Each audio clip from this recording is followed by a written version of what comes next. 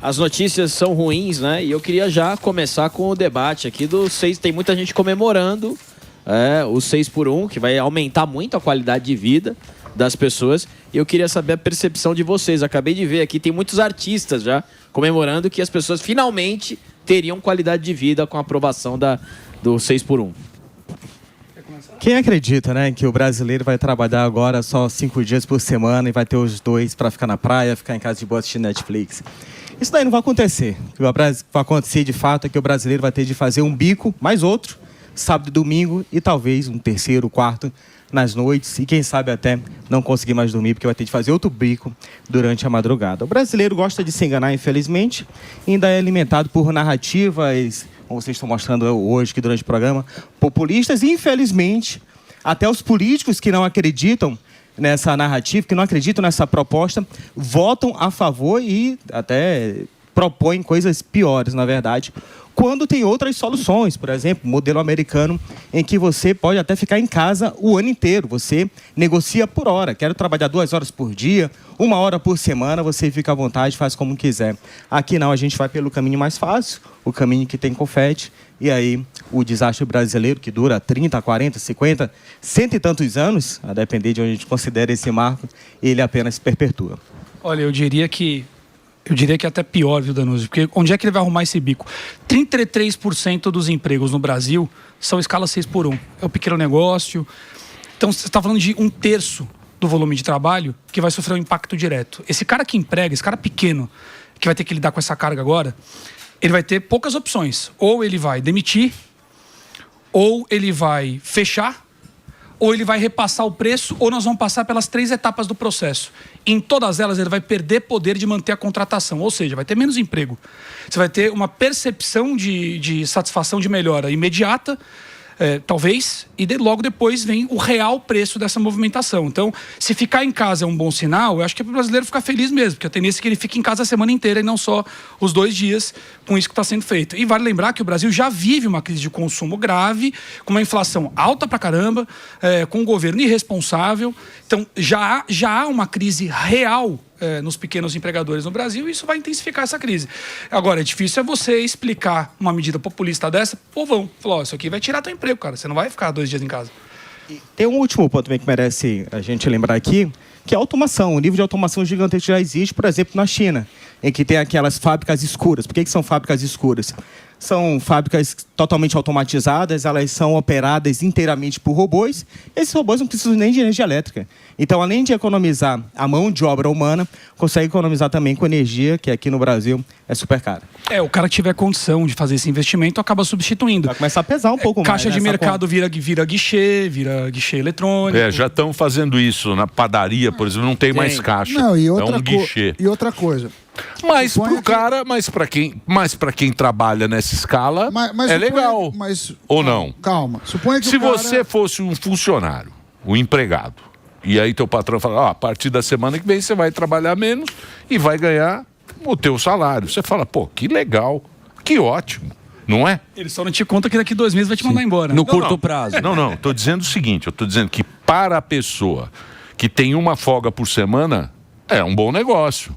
A pergunta é se esse patrão vai continuar pagando. Eu não estou perguntando se o patrão vai mandar embora ou se vai pagar. Eu estou falando para o funcionário. Curto prazo. Eu sou funcionário. Certo. Que trabalho de segunda a sábado. Final de semana para ir para a praia. Segunda a sábado eu trabalho. Para mim, é ótimo. Mas vamos pensar no cenário mais provável. Vamos pensar no cenário mais provável, que é repasse aos nessa versão preços. simples é isso que eu tô falando. Mas ele enxerga dessa forma. Vamos pensar no cenário mais provável, que pra ele tá bom, né? É o repasse de preços. Claro. Então, repasse de preço vai ter inflação. Agora você vai ganhar a mesma coisa, só que você vai comprar menos. Aí você vai falar, tá faltando dinheiro. O que você vai fazer? Você vai fazer bico. Só que eu sei, Sami, mas na cabeça... Mas você tem que entender a cabeça do cara. Isso. Por exemplo, agora. Por exemplo, nós brasileiros somos imediatistas. Sim. A pessoa está achando que tirar o Lula e colocar o Flávio Bolsonaro, tudo vai ficar lindo. É isso aí. Não vai ficar. É um processo muito longo. Só que o brasileiro, ele é imediatista. Sim. Para o cara que trabalha, para qualquer pessoa que está nessa escala, oferecer isso para ele, ele fala, Ótimo. Não interessa. Ô, Sami, Você entendeu, Sami? O exemplo do Emílio é o seguinte... Por isso que o populismo funciona. Sim. O exemplo do Emílio é o seguinte, Sami. Na visão do trabalhador aqui, ó. O pânico é de segunda a sábado. Aí vem a direção da Jovem Pan e fala, não vem mais sábado. Todo mundo vai ficar feliz aqui. Neste primeiro momento. E vocês vão continuar ganhando mesmo. Exato. Então, eliminando o conhecimento de impacto futuro, essa é a felicidade momentânea que eles estão contando para passar isso. Burrice é um direito que a pessoa tem. Ficar feliz... Tem, mas não é burrice, às vezes o cara não sabe Exato, como funciona. Não, mas estamos falando todo dia. Mas não é aqui. mas ninguém ouve todo dia. Então, mas, Sami, essa é a razão da bancada da direita ter levantado a questão do 4x3 para mostrar que era a proposta original deles, e era mesmo. E por isso que eles tiraram ou tentaram tirar, né? Reduzir aquele prazo de 1 ano para implementação. Por quê? Para que o efeito colateral dessa medida populista venha antes do processo eleitoral.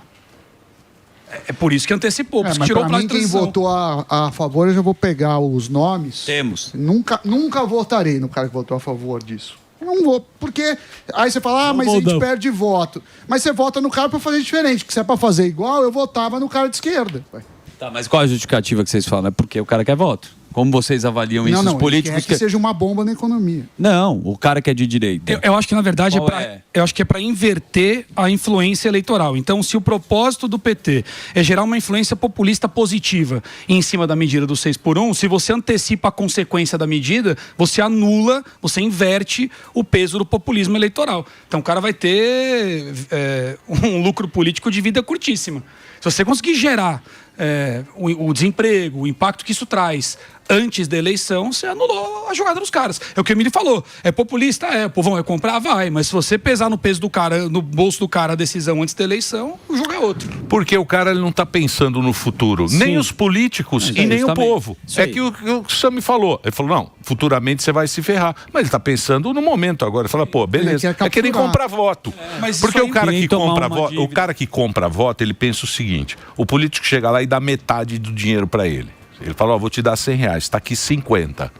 E depois eu te dou, se eu for eleito, eu te dou mais 50. Ele fala, esse cara está me pagando agora. O outro político vai melhorar a educação só daqui a 4 anos. Ele fala, melhor R$100 no bolso do que um cara que está prometendo... Porque as pessoas não acreditam mais. Eu entendi. Ninguém mais acredita em político.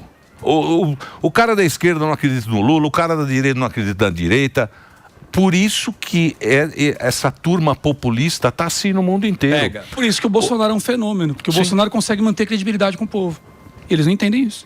Essa é a grande diferença entre o Bolsonaro e o resto da direita. O Bolsonaro conseguiu uma conexão legítima com a massa, que não importa o que eles façam, tranca o cara, silencia o cara, não importa o que faz, difama o cara, a família dele inteira, 7 anos, e a conexão dele com o povo continua porque é legítima. Porque o Bolsonaro, quem escolheu foi o povo. Exato. Entendeu? O Bolsonaro, ele não veio com uma proposta. Os caras que pegaram aquele cara, tá ok, que fala, pô, o que é esse louco aí?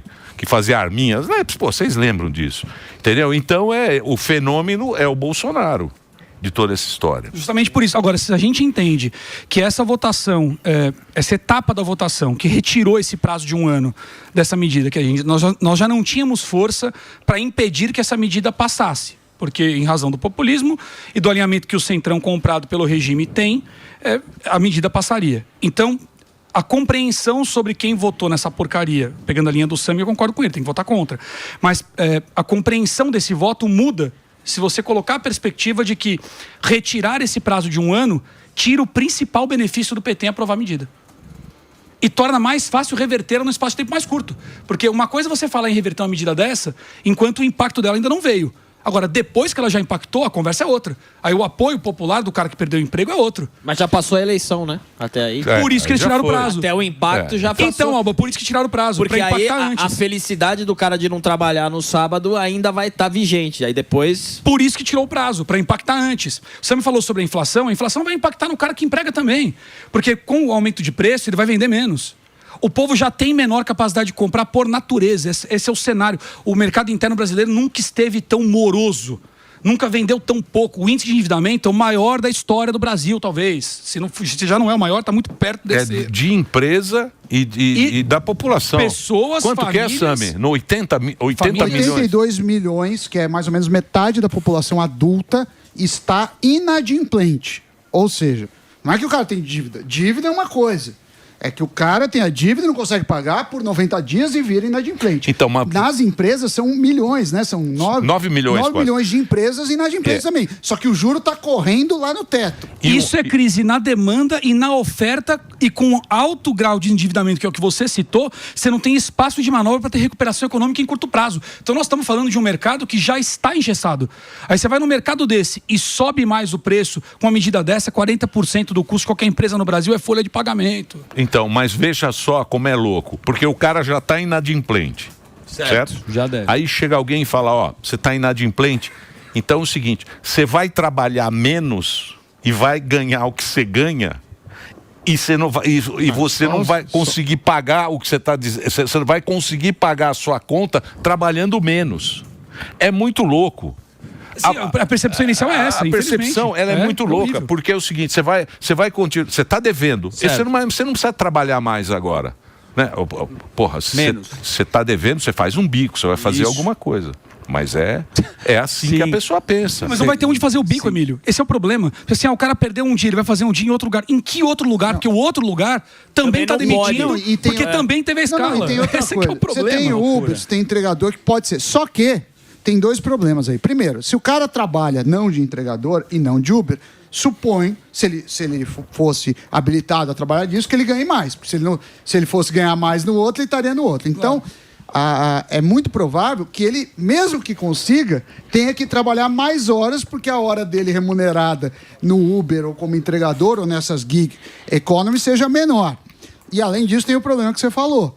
Vai ter inflação, e isso a demanda cai, e provavelmente vai ter muita gente. Aí depois vamos começar a reclamar de precarização dessas Mas funções. é que o impacto na demanda, Sami, vai impactar na entrega também. Então, por exemplo, o cara da lanchonete que tem o 6x1, ele vai vender menos, cara. Você vai vender menos, vai ter menos motoboy entregando.